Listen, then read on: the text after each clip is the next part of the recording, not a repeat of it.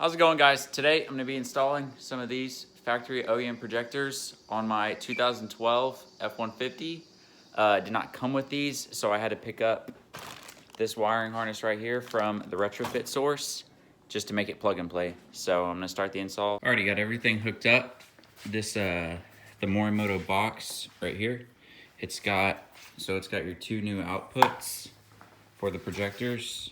It's got, can't really see it, but it's got two grounds for each side, and then you plug this into the existing plug for the headlights, and then it's just got a little cable for the power to run the box. So I'm gonna hook the headlights, or put them in actually right now, and hopefully everything works. Alrighty, got them put back in. They definitely look really good, definitely an upgrade from the stock ones. So I definitely recommend going with the retrofit source for the harness and getting yourself a set of these OEM projectors, because they're much better than the factory ones, and they do have a really nice crisp beam. So other than that, that's going to be it for the video. Hope y'all liked it. I'll catch you on the next one.